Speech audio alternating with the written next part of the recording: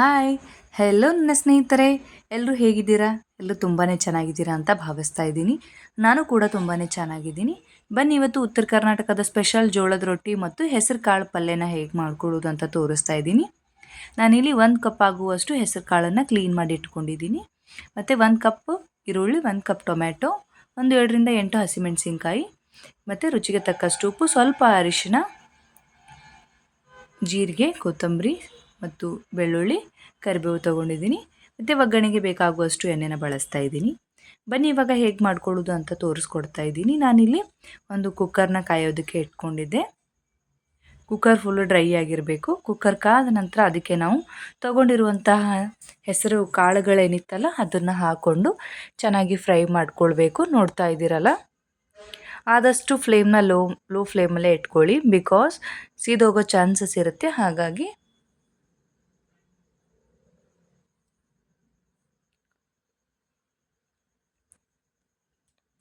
ನಾನಿವಾಗ ಹೆಸರು ಕಾಳುಗಳನ್ನು ಫ್ರೈ ಮಾಡ್ಕೊಂಡ್ಮೇಲೆ ಅರ್ಧ ಲೀಟ್ರ್ ಆಗುವಷ್ಟು ನೀರನ್ನು ಹಾಕ್ಕೊಳ್ತಾ ಇದ್ದೀನಿ. ನೋಡ್ತಾ ಇದ್ದೀರಲ್ಲ, ಒಂದು ಸ್ವಲ್ಪ ಚೆನ್ನಾಗಿ ಮಿಕ್ಸ್ ಮಾಡ್ಕೊಂಡ್ಬಿಟ್ಟು ಕುಕ್ಕರ್ ಲಿಡ್ ಕ್ಲೋಸ್ ಮಾಡಿ, ನಾನು ನನ್ನ ಪ್ರೆಷರ್ ಕುಕ್ಕರಿಗೆ 3 ವಿಸಿಲ್ ಬಂದರೆ ಸಾಕಾಗುತ್ತೆ. ಸೊ ಹಾಗಾಗಿ ನಾನು ಇವಾಗ 3 ವಿಸಿಲ್ ಕುಗ್ಗಿಸ್ಕೊಳ್ತಾ ಇದ್ದೀನಿ. ನೀವು ನಿಮ್ಮ ಪ್ರೆಷರ್ ಕುಕ್ಕರ್ ಮೇಲೆ ಡಿಪೆಂಡ್ ಆಗುತ್ತೆ. ಅಷ್ಟೊಂದೇನು ಪೂರ್ತಿ ಸಾಫ್ಟಾಗಿ ಏನು ಬೇಯಿಸ್ಕೊಳ್ಳೋದು ಬೇಡ. ಆ ಕಡೆ ಬೇಳೆ ಬೇಯುತ್ತಿರುವಾಗ ನಾನಿಲ್ಲಿ ಮಿಕ್ಸರ್ ಜಾರ್ಗೆ ತೊಗೊಂಡಿರುವಂತಹ 7-8 ಹಸಿಮೆಣಸಿನ್ಕಾಯಿ ಏನಿತ್ತಲ್ಲ ಅದನ್ನು ಹಾಕ್ಕೊಳ್ತಾ ಇದ್ದೀನಿ. ನಂತರ ಅದಕ್ಕೆ ನಾನಿವಾಗ ತೊಗೊಂಡಿರುವಂತಹ ಬೆಳ್ಳುಳ್ಳಿ, ಕೊತ್ತಂಬರಿ ಮತ್ತು ಜೀರಿಗೆನ ಹಾಕ್ಕೊಳ್ತಾ ಇದ್ದೀನಿ. ಹಾಕ್ಕೊಂಡು ತರಿಯಾಗಿ ನೀರು ಹಾಕದೇನೆ ರುಬ್ಕೊಳ್ಬೇಕು. ಯಾವುದೇ ಕಾರಣಕ್ಕೂ ನೀರು ಹಾಕಬಾರ್ದು. ನಾನಿಲ್ಲಿ ಸ್ವಲ್ಪ ಪ್ರಮಾಣದಲ್ಲಿ ಉಪ್ಪನ್ನು ಬಳಸ್ತಾ ಇದ್ದೀನಿ.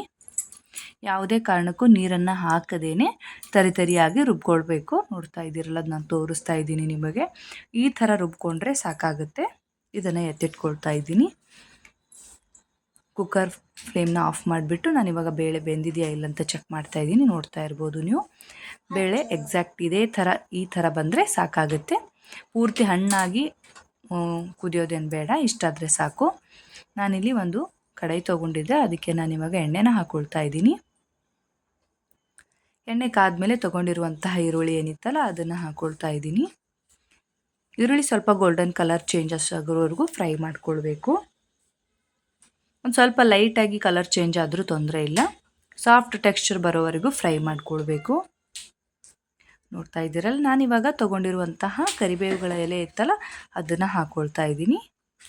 ಅದನ್ನು ಹಾಕ್ಕೊಂಡು ಒಂದು ಲೈಟಾಗಿ ಮಿಕ್ಸ್ ಕೊಡ್ತಾ ಇದ್ದೀನಿ. ನೋಡ್ತಾ ಇರ್ಬೋದು ನೀವು. ಮತ್ತು ನಾನಿವಾಗ ರುಬ್ಕೊಂಡಿರುವಂತಹ ಹಸಿಮೆಣಸಿನ್ಕಾಯಿ, ಬೆಳ್ಳುಳ್ಳಿ, ಜೀರಿಗೆ, ಕೊತ್ತಂಬರಿ ಹಾಕಿ ಪೇಸ್ಟ್ ಮಾಡಿ ಇಟ್ಕೊಂಡಿದ್ನಲ್ಲ ಅದನ್ನು ಇವಾಗ ಎಣ್ಣೆಲೆ ಹಾಕ್ಕೊಂಡು ಒಂದು 5ರಿಂದ 10 ನಿಮಿಷ ಹಸಿ ಸ್ಮೆಲ್ ಹೋಗೋವರೆಗೂ ಫ್ರೈ ಮಾಡ್ಕೊಳ್ತಾ ಇದ್ದೀನಿ. ನೋಡ್ತಾ ಇದ್ದೀರಲ್ಲ, ಹೆಸರುಬೇಳೆ ಪಲ್ಯ ತುಂಬಾ ಚೆನ್ನಾಗಿ ಬರುತ್ತೆ. ನೀವು ನಿಮ್ಮ ಮನೇಲಿ ಟ್ರೈ ಮಾಡ್ಕೊಳ್ಳಿ ಫ್ರೆಂಡ್ಸ್. ಇವಾಗ ನಾನು ಇದಕ್ಕೆ ಕಟ್ ಮಾಡಿ ಇಟ್ಕೊಂಡಿರುವಂತಹ ಟೊಮೆಟೊ ಏನಿತ್ತಲ್ಲ ಅದನ್ನು ಹಾಕ್ಕೊಳ್ತಾ ಇದ್ದೀನಿ.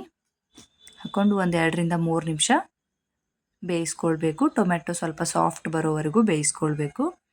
ನೋಡ್ತಾ ಇದ್ದೀರಲ್ಲ, ಈ ಥರ ಬಂದರೆ ಸಾಕು. ಹೆಸರುಬೇಳೆ ಆರೋಗ್ಯಕ್ಕೆ ತುಂಬಾ ತಂಪು ಅಂತ ಹೇಳ್ತಾರೆ. ಮತ್ತು ನಾನಿಲ್ಲಿ ಚಿಟಿಕೆ ಆಗುವಷ್ಟು ಅರಿಶಿನ ಬಳಸ್ತಾ ಇದ್ದೀನಿ.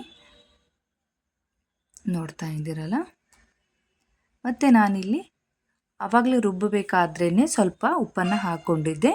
ಇವಾಗ ಮಿಕ್ಕಿದ್ದು ಟೇಸ್ಟಿಗೆ ಅನುಗುಣವಾಗಿ ಎಷ್ಟು ಬೇಕೋ ಅಷ್ಟು ಉಪ್ಪನ್ನು ಇವಾಗ ಹಾಕ್ಕೊಳ್ತಾ ಇದ್ದೀನಿ. ಸ್ವಲ್ಪ ಪ್ರಮಾಣದಲ್ಲಿ ಬಳಸಿದ್ದೀನಿ, ಯಾಕಂದರೆ ನಾನು ಆಲ್ರೆಡಿ ರುಬ್ಕೊಳ್ಬೇಕಾದ್ರೆ ಹಾಕ್ಕೊಂಡಿರೋ ಕಾರಣಕ್ಕಾಗಿ. ಮತ್ತು ಇಲ್ಲಿ ಸ್ವಲ್ಪ ಪ್ರಮಾಣದಲ್ಲಿ ಉಪ್ಪನ್ನು ಹಾಕ್ಕೊಂಡು ಹೆಸರುಬೇಳೆ ಏನು ಬೇಯಿಸಿಟ್ಕೊಂಡಿದ್ವಲ್ಲ ಅದನ್ನು ಮಿಶ್ರಣಕ್ಕೆ ಸೇರಿಸ್ಕೊಳ್ತಾ ಇದ್ದೀನಿ. ಸೇರಿಸ್ಕೊಂಡು ಒಂದು ಸ್ವಲ್ಪ ಮಿಕ್ಸ್ ಮಾಡಿಕೊಂಡು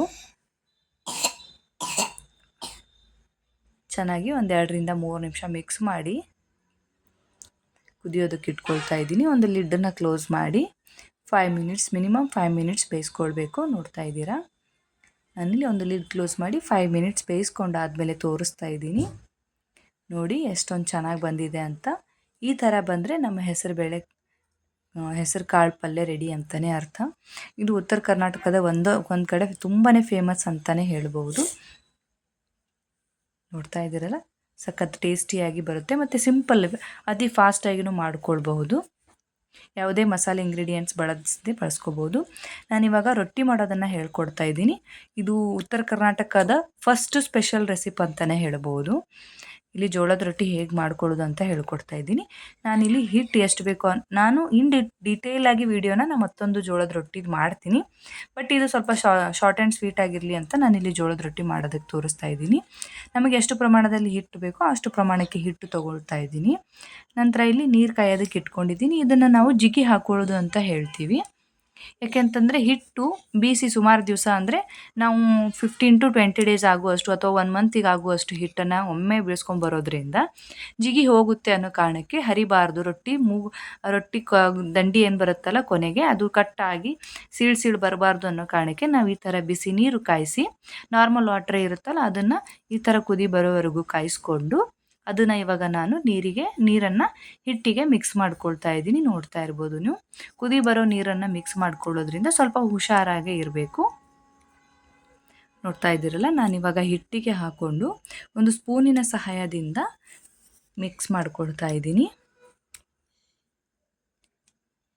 ತುಂಬಾ ಸುಲಭವಾಗಿ ಮಾಡ್ಕೊಳ್ಬೋದು ಫ್ರೆಂಡ್ಸ್. ಇದೇನು ದೊಡ್ಡ ವಿದ್ಯೆ ಅಂತ ಏನು ಹೇಳೋಕ್ಕಾಗಲ್ಲ. ತುಂಬಾ ಸುಲಭವಾಗಿ ಜೋಳದ ರೊಟ್ಟಿ ಮಾಡ್ಕೊಳ್ಬೋದು. ಬಟ್ ರೊಟ್ಟಿ ಹದ ಗೊತ್ತಾದರೆ ಸಾಕು. ನೋಡ್ತಾ ಇದ್ದೀರಲ್ಲ, ನಾನಿಲ್ಲಿ ಐರನ್ ತವ, ಇದು ನಮ್ಮ ಉತ್ತರ ಕರ್ನಾಟಕ ಕಡೆ ಜೋಳದ ರೊಟ್ಟಿಗೆ ಸ್ಪೆಷಲ್ ಅಂತಲೇ ಹೇಳ್ಬೋದು. ಇದು ಈ ಥರದ ತವೆಗಳಲ್ಲೇ ನಾವು ಹಂಚಿನ ಮೇಲೇ ನಾವು ರೊಟ್ಟಿ ಮಾಡೋದು ತುಂಬ ಚೆನ್ನಾಗಿ ಬರುತ್ತೆ ಅಂತ ಹೇಳಿಬಿಟ್ಟು ಆ ಥರದ ಹಂಚನ್ನು ಬಳಸ್ತಾ ಇದ್ದೀವಿ. ನೋಡ್ತಾ ಇದ್ದೀರಲ್ಲ, ನಾನಿಲ್ಲಿ ಬಿಸಿ ನೀರು ಹಾಕಿರೋದ್ರಿಂದ ಸ್ವಲ್ಪ ಸ್ಪೂನಲ್ಲಿ ಎಲ್ಲ ಹಿಟ್ಟನ್ನು ಮಿಕ್ಸ್ ಮಾಡ್ಕೊಳ್ತಾ ಇದ್ದೀನಿ. ಎಲ್ಲ ಹಿಟ್ಟನ್ನು ಮಿಕ್ಸ್ ಮಾಡಿಕೊಂಡು ನಂತರ ನಾನು ಆ ಹಿಟ್ಟನ್ನು ಏನು ಮಾಡ್ತೀನಿ ಅಂದರೆ ಕಿಚನ್ ಟಾಪ್ ಏನಿರುತ್ತಲ್ಲ, ಅಂದರೆ ನಾನು ಟೈಲ್ಸ್ ಮೇಲೇ ಜಾಸ್ತಿ ರೊಟ್ಟಿಗಳನ್ನು ಮಾಡಿಕೊಳ್ಳೋದು. ಏಕೆಂದರೆ ಪೂರ್ತಿ ಬಲ ಎಷ್ಟಿರುತ್ತೋ, ನಮ್ಮ ಹತ್ರ ಶಕ್ತಿ ಎಷ್ಟಿರುತ್ತೋ ಅಷ್ಟೆಲ್ಲವನ್ನು ಹಾಕಿ ಹಿಟ್ಟು ಪೂರ್ತಿಯಾಗಿ ಒಂದು ಸಾಫ್ಟ್ ಹದಕ್ಕೆ ಬರೋ ಹಾಗೆ ನಾವು ಹಿಟ್ಟನ್ನು ನಾದ್ಕೊಳ್ಬೇಕಾಗುತ್ತೆ. ಸೊ ಹಾಗಾಗಿ ಇದು ಪಾತ್ರೆಗಳಲ್ಲಿ ನಾದೋದಕ್ಕಿಂತನೂ ನಮ್ಮ ಕಡೆ ಎಲ್ಲ ಕೊಡುಮ್ಗಿ ಅಂತ ಹೇಳ್ತಾರೆ ರೊಟ್ಟಿ ಮಾಡೋದಕ್ಕೇ. ರೊಟ್ಟಿ ಕಲ್ಲು ಅಂತಲೂ ಇರುತ್ತೆ. ಹಳೆ ಕಾಲದವರೆಲ್ಲರೂ ರೊಟ್ಟಿ ಕಲ್ಲಲ್ಲೇ ಮಾಡ್ತಾಯಿದ್ರು. ನಾವಿವಾಗ ಕಿಚನ್ ಟಾಪಲ್ಲೇ ಮಾಡ್ತಾಯಿದ್ದೀನಿ. ನೋಡ್ತಾ ಇದ್ದೀರಲ್ಲ, ಸ್ವಲ್ಪ ತಣ್ಣೀರನ್ನು ಬಳಸ್ಕೋಬೇಕು. ಸ್ವಲ್ಪನೇ ಹಾಕ್ಕೊಂಡು ನೀಟಾಗಿ 2 ಕೈಯಿಂದನೇ ಪ್ರೆಸ್ ಮಾಡ್ತಾ ಒಂದು ಹದ ಬರೋವರೆಗೂ ಎಲ್ಲ ಹಿಟ್ಟನ್ನು ಕಲಿಸ್ಕೊಳ್ಬೇಕು. ನೋಡ್ತಾ ಇದ್ದೀರಲ್ಲ, ಸ್ವಲ್ಪ ನಿಧಾನಕ್ಕೆ ಪ್ರೊಸೆಸ್ ಇರುತ್ತೆ. ಏನು ವಿದಿನ್ ಹಾಫ್ ಆನ್ ಅವರಲ್ಲಿ 8ರಿಂದ 10 ರೊಟ್ಟಿಗಳನ್ನು ಮಾಡ್ಕೋಬಹುದು ನೀವು. ಅಷ್ಟೊಂದು ಸುಲಭವಾಗಿದೆ ರೊಟ್ಟಿ ಮಾಡೋ ಪ್ರೊಸೆಸ್ಸು. ಆದರೆ ತಟ್ಟಿ ಮಾಡೋದಿರುತ್ತಲ್ಲ, ಅದು ಒಂದು ಟೆಕ್ನಿಕ್ ಇದೆ ಅಂತಲೇ ಹೇಳ್ಬೋದು. ತಟ್ಟಿ ಮಾಡೋದಕ್ಕೆ ಬರಲಿಲ್ಲ ಅಂದರೂ ಲಟ್ಟಿಸೂ ಮಾಡ್ಬೋದು. ನಿಮಗೇನಾದರೂ ಲಟ್ಟಿಸ್ ಮಾಡೋ ರೊಟ್ಟಿ ಹೇಗೆ ಅಂತ ಬೇಕಂತಂದರೆ ನನಗೆ ಕಮೆಂಟಲ್ಲಿ ಮೆನ್ಷನ್ ಮಾಡಿ. ಮತ್ತೊಂದು ಸಾರಿ ನಾನು ಆ ವಿಡಿಯೋನು ಮಾಡಿ ಅಪ್ಲೋಡ್ ಮಾಡ್ತೀನಿ. ನೋಡ್ತಾ ಇದ್ದೀರಲ್ಲ, ಸ್ವಲ್ಪ ನೀರನ್ನೇ ಹಾಕ್ಕೊಂಡು ಈ ಥರ ಜಿಗಿ ಬರೋವರೆಗೂ ಹಿಟ್ಟನ್ನು ನಾದ್ಕೊಳ್ಬೇಕು. ಹಿಟ್ಟು ಯಾವ ಥರ ಇರಬೇಕು ಅಂತಂದರೆ, ಈ ಕಡೆ ಕೈಯಿಗೂ ಅಂಟಬಾರ್ದು ಮತ್ತು ಕೆಳಗೆ ನಾವು ರೊಟ್ಟಿ ತಟ್ಟೋ ಪ್ಲೇಸ್ ಏನಿರುತ್ತಲ್ಲ, ಕಿಚನ್ ಟಾಪ್ ಹೇಳ್ತೀವಲ್ಲ, ಅದಕ್ಕೂ ಸಹ ಅಂಟಬಾರ್ದು. ನಾನು ನಿಮಗೆ ತೋರಿಸ್ತಾ ಇದ್ದೀನಿ. ನಾವಿಲ್ಲಿ ಯಾವುದೇ ತರಹದ ಎಣ್ಣೆನೂ ಬಳಸ್ತಾ ಇಲ್ಲ. ನೋಡ್ತಾ ಇರ್ಬೋದು ನೀವು. ಅಂದ್ರೂ ತುಂಬಾ ಸಾಫ್ಟಾಗಿ ಹಿಟ್ಟು ಎಷ್ಟೊಂದು ಚೆನ್ನಾಗಿ ಬಂದಿದೆ ಅಂತ. ಸ್ವಲ್ಪನೇ ನೀರನ್ನು ಹಾಕ್ಕೊಂಡು ರೊಟ್ಟಿ ಹದಕ್ಕೆ ಹಿಟ್ಟು ತುಂಬಾ ಸಾಫ್ಟಾಗಿ ಬರಬೇಕು. ಪೂರ್ತಿ ಗಟ್ಟಿಯಾದರೆ ರೊಟ್ಟಿ ತಟ್ಟೋದಕ್ಕೆ ಕಷ್ಟ ಆಗುತ್ತೆ ಅನ್ನೋ ಕಾರಣಕ್ಕಾಗಿ ಸುಲಭವಾಗಿ, ಅಷ್ಟೊಂದು ಗಟ್ಟಿನೂ ಇಲ್ಲ, ಅಷ್ಟೊಂದು ಅಳಸಂತ ಹೇಳ್ತಾರಲ್ಲ ಆ ಥರನೂ ಇಲ್ಲ, ಮೀಡಿಯಮ್ ಆಗಿ ಮಾಡಿಕೊಳ್ಬೇಕು. ನಾನಿಲ್ಲಿ ಒಂದು ರೊಟ್ಟಿಗಾಗುವಷ್ಟು ಹಿಟ್ಟನ್ನು ತೊಗೊಂಡು ನಾನು ನಿಮಗೆ ತೋರಿಸ್ತೀನಿ ರೊಟ್ಟಿ ಹದ ಹೆಂಗಿರಬೇಕು ಅಂಥೇಳಿ.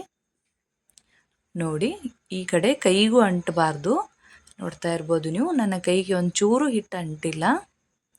ಈ ಥರ ಹಿಟ್ಟಿನ ಹದ ಬಂದರೆ ನಮಗೆ ಪರ್ಫೆಕ್ಟ್ ರೊಟ್ಟಿಗಳು ಬರುತ್ತೆ ಅಂತ ಅರ್ಥ. ಬನ್ನಿ ಇವಾಗ ನಾನು ರೊಟ್ಟಿ ಹೇಗೆ ಮಾಡೋದು ಅಂತ ತೋರಿಸ್ತಾ ಇದ್ದೀನಿ. ನಾನಿಲ್ಲಿ ಕಲಸಿಟ್ಟಿರುವಂಥ ಹಿಟ್ಟೇನಿರುತ್ತಲ್ಲ ಅದನ್ನು ಎತ್ತಿ ಒಂದು ತಟ್ಟೆಗೆ ಇಟ್ಕೊಳ್ತಾ ಇದ್ದೀನಿ. ಒಂದು ರೊಟ್ಟಿ ಸೈಜಿಗೆ ಎಷ್ಟು ಬೇಕೋ ಅಷ್ಟು ಹಿಟ್ಟನ್ನು ಎತ್ತಿಟ್ಕೊಂಡು ಉಳಿದ ಹಿಟ್ಟನ್ನು ಮಿಕ್ಕಿರೋದು ತಟ್ಟೆಗೆ ಹಾಕಿ ಎತ್ತಿಡ್ತಾ ಇದ್ದೀನಿ. ನೋಡ್ತಾ ಇದ್ದೀರಲ್ಲ, ನಮಗೆ ಎಷ್ಟು ಹಿಟ್ಟು ರೊಟ್ಟಿ ಹದಕ್ಕೆ ಎಷ್ಟು ಬೇಕೋ ಅಷ್ಟು ಹಿಟ್ಟನ್ನು ಕೈಯಲ್ಲಿ ಈ ಥರ ಒಂದೇ ಹದ ಬರೋ ಹಾಗೆ ರೊಟ್ಟಿಯನ್ನು ಸಾಫ್ಟಾಗಿ ಮಿದ್ಕೊಳ್ಬೇಕು ಹಿಟ್ಟು. ನೋಡ್ತಾ ಇದ್ದೀರಲ್ಲ, ನಾನಿಲ್ಲಿ ಇಷ್ಟು ಸೈಜಿನಷ್ಟು ಉಂಡೆಗಳನ್ನು ಮಾಡಿಕೊಂಡು ಒಂದು ಉಂಡೆನ ತೊಗೊಂಡಿದ್ದೀನಿ. ಇದಕ್ಕೆ ಒಂದು ಸ್ವಲ್ಪ ಒಣ ಹಿಟ್ಟು ಏನು ಹೇಳ್ತಾರಲ್ಲ, ಕಲಸೋಕ್ಕಿಂತ ಮುಂಚೆ ಏನು ಪೌಡ್ರ್ ಹಿಟ್ಟಿರುತ್ತಲ್ಲ, ಇದು ಜೋಳದ ರೊಟ್ಟಿ ಹಿಟ್ಟೆ, ಜೋಳದ ಹಿಟ್ಟೇನೆ ಇದನ್ನು. ಕೆಲವೊಬ್ಬರು ಅಕ್ಕಿ ಹಿಟ್ಟು ಬಳಸ್ತಾರೆ, ಬಟ್ ನಾನಿಲ್ಲಿ ಜೋಳದ ಹಿಟ್ಟೇ ಬಳಸ್ತಾ ಇದ್ದೀನಿ. ನೋಡ್ತಾ ಇದ್ದೀರಲ್ಲ, ಜೋಳದ ಹಿಟ್ಟು ಕೈಗೆ ಒಂದು ಸ್ವಲ್ಪ ಹಾಕ್ಕೊಂಡು ಕೆಳಗಡೆ ಹಿಟ್ಟಿನ ಕೆಳಗಡೆ ಸ್ವಲ್ಪ ಸಾಧ್ಯವಾದಷ್ಟು ಜಾಸ್ತಿ ಒಣ ಹಿಟ್ಟಿರಬೇಕು. ಹಂಗಂದ್ರೇ ಮಾತ್ರ ರೊಟ್ಟಿ ಈ ಥರ ತಿರುಗುತ್ತೆ, ಇಲ್ಲಾಂತಂದರೆ ತಿರುಗೋದಿಲ್ಲ.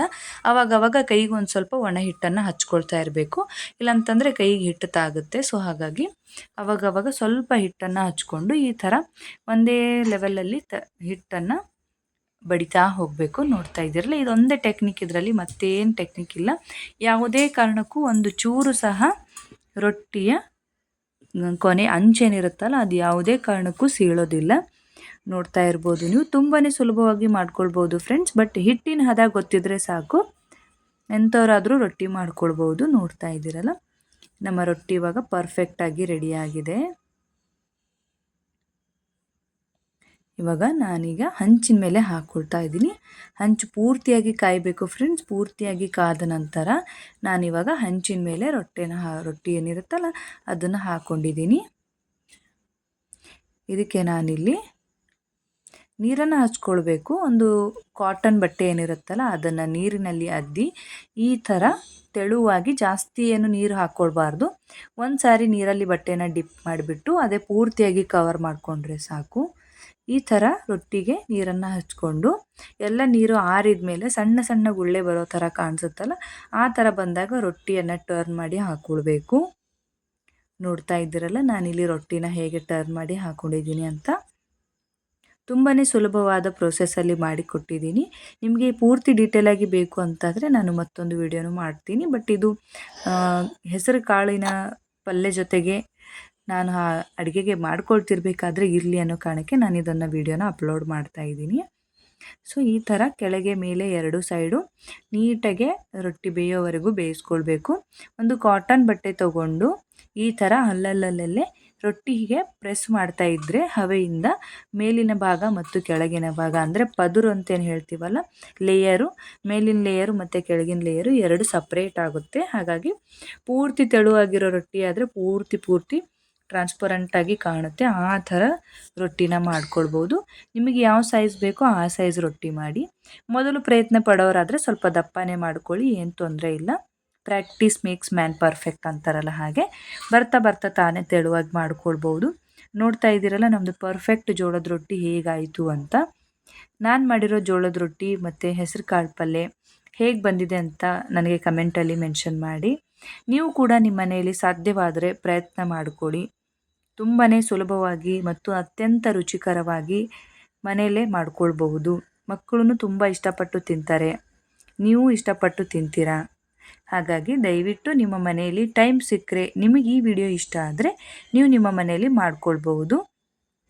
ನಾನು ಮಾಡಿರೋ ವಿಡಿಯೋ ಇಷ್ಟ ಆದರೆ ಲೈಕ್ ಮಾಡಿ, ಶೇರ್ ಮಾಡಿ, ಕಮೆಂಟ್ ಮಾಡಿ, ನನ್ನ ಚಾನಲ್ನ ಸಬ್ಸ್ಕ್ರೈಬ್ ಮಾಡ್ಕೊಳ್ಳಿ. ಇದುವರೆಗೂ ನನ್ನ ವೀಡಿಯೋಸ್ಗಳನ್ನು ಯಾರು ಮೊದಲಾಗಿ ನೋಡ್ತಾ ಇದ್ದರೆ ನನ್ನ ಚಾನಲ್ನ ಸಬ್ಸ್ಕ್ರೈಬ್ ಮಾಡ್ಕೊಳ್ಳಿ. ಏಕೆಂತಂದರೆ ನಾನು ಹಾಕೋ ವಿಡಿಯೋಗಳನ್ನು ನಿಮಗೆ ನೋಟಿಫಿಕೇಷನಲ್ಲಿ ಬರುತ್ತೆ. ಸೊ ಹಾಗಾಗಿ ಸಬ್ಸ್ಕ್ರೈಬ್ ಮಾಡ್ಕೊಳ್ಳೋದನ್ನು ಮರಿಬೇಡಿ. Thank you for watching my channel.